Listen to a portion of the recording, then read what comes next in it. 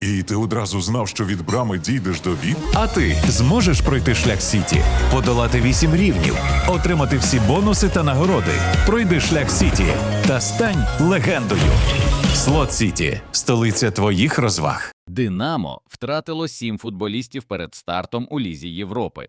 Київський клуб може зіткнутися із суттєвими втратами у першому матчі першого кваліфікаційного раунду Ліги Європи, який відбудеться 9 липня. Суперником стане румунська університетя Клуж. Відразу декілька провідних футболістів не допоможуть киянам. Захисники Владислав Захарченко, Олександр Тимчик, Денис Попов, півзахисники Микола Михайленко, Кирило Осипенко, Роман Саленко та вінгер Владислав Кабаєв. Пропустили останній товариський матч клубу та досі не вилікували свої пошкодження. «Динамо» повідомило, що Осипенко та Михайленко перенесли операцію та повернуться на поле наприкінці липня.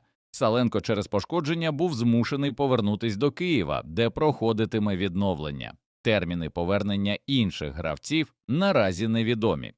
Калюжний ухвалив остаточне рішення щодо свого майбутнього. Футбольний клуб «Харків» оголосив про продовження контракту з українським півзахисником Іваном Калюжним. Про це пише клубна прес-служба. «Капітан з нами до 2030 року», йдеться у повідомленні. За офіційною інформацією, клуб і футболіст продовжили угоду на 4 роки. Про фінансові аспекти угоди нічого не відомо. Іван Калюжний перебрався до Харкова в червні 2025 року. Минулого сезону провів 31 поєдинок в УПЛ та Кубку України, у яких відзначився 3 голами та 3 асистами.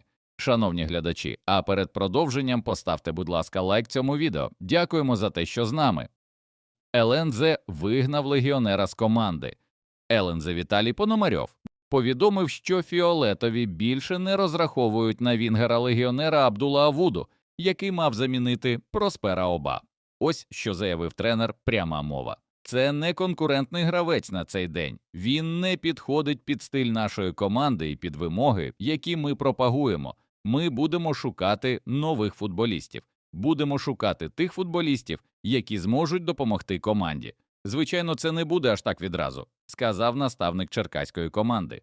У минулому сезоні Авуду провів 6 матчів, забивши 1 гол. Нині футболіст повернувся до чемпіонату Португалії, де виступатиме за Візелу. У Черкасах розраховували, що вінгер достойно замінить Проспера, який взимку перебрався в Шахтар, але у нього це зробити не вийшло. Легіонер збірної України отримав пропозицію від топ-клубу Німеччини. 30 червня сплив термін контракту 21-річного півзахисника молодіжної збірної України Данили Кревсуна з Дортмундською Борусією. Попри це, українець продовжує тренування з другою командою «Джмелів». 1 липня клуб оновив склад команди Ю-23. З нього прибрали деяких гравців, термін дії контракту яких закінчився, але не Кревсуна. Це може свідчити про те, що Борусія розраховує на українця, запропонувала йому новий контракт і веде переговори щодо умов співпраці. Раніше стало відомо, що на тлі невдалих переговорів щодо продовження контракту Кревсун змінив агента. Данило перебуває в системі Борусії з 2023 року. Карпати підписали іспанця, який є двократним чемпіоном Європи. Карпати оголосили про перехід 26-річного центрального півзахисника Могамеда Мухліса. Контракт розрахований за схемою 3+1. Мухліс народився в Мадриді у сім'ї марокканців. Перші футбольні кроки робив у академії мадридського Реала. Виступав за юнацькі команди мадридців. У 2022 році Могамед підписав контракт з клубом Андорра. Однак вже через півроку футболіста орендувала Барселона Б. Через 2 роки хавбек став гравцем Мурсії, де працював під керівництвом нинішнього тренера Карпат Франсіско Фернандеса. Останнім клубом Мохи була португальська Візела. У минулому сезоні Мухліс провів 32 поєдинки, забив 2 голи і віддав 5 результативних передач. Раніше виступав за юнацькі збірні Іспанії Ю-17 та Ю-19, з якими вигравав чемпіонат Європи.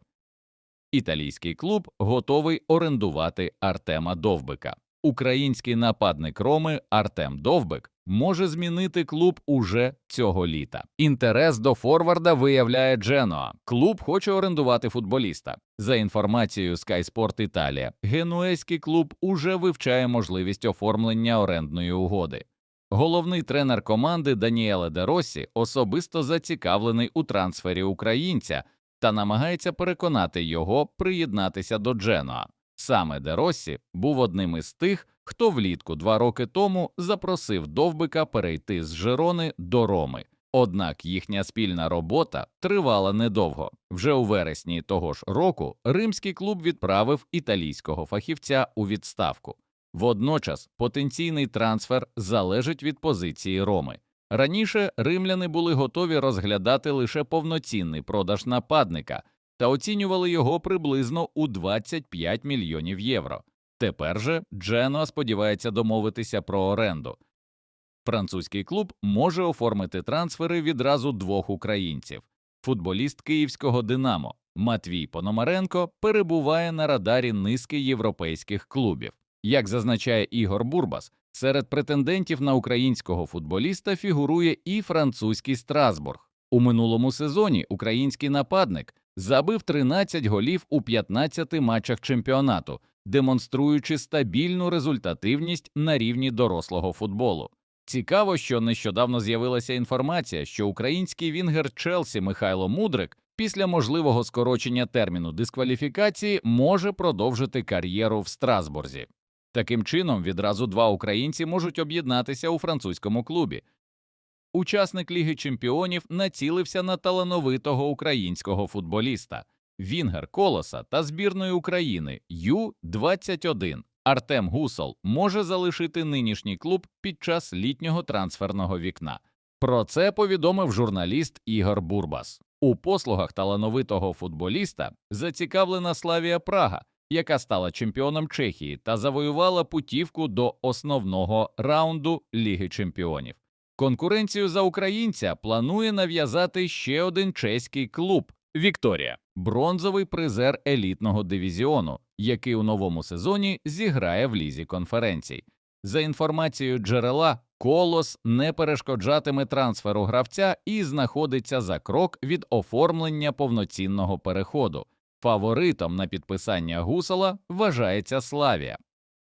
Ліверпуль націлився на екс-гравця Шахтаря. Ліверпуль цікавиться 23-річним екс-гравцем донецького Шахтаря Кевіном, який нині грає за Фулгем. Повідомляється, що мерсисайдці стежать за вінгером, бачачи у ньому потенційне підсилення атаки у літнє трансферне вікно. Конкретної пропозиції щодо гравця червоні поки не надсилали. Минулого сезону бразилець взяв участь у 31 матчі у складі дачників, відзначившись 3 забитими м'ячами та 4 асистами.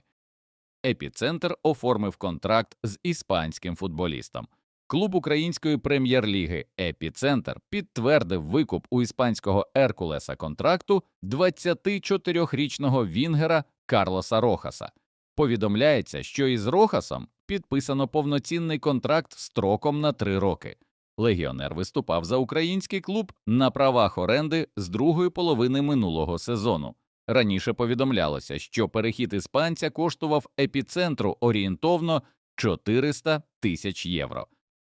Олександр Зінченко повернувся в лондонський «Арсенал». 29-річний захисник збірної України Олександр Зінченко повернувся до лондонського «Арсенала». Близький до канонірів інсайдер Гуннер Кріс повідомив, що українцю, який днями отримав статус вільного агента, дозволили підтримувати форму на клубній базі лондонців. Зінченко буде тренуватись у центрі клубу до моменту, поки не знайде новий клуб. «Арсенал» не вперше демонструє підтримку колишніх гравців. У минулому каноніри дозволяли підтримувати форму Алексу Окслейду-Чемберлену та Джеку Вілшеру, поки вони шукали нові команди для продовження кар'єри. Зінченко виступав за «Арсенал» з 2022 по 2026 роки.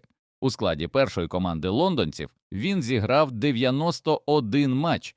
Шановні глядачі, поставте, будь ласка, лайк цьому відео та підпишіться на канал. Дякуємо за перегляд.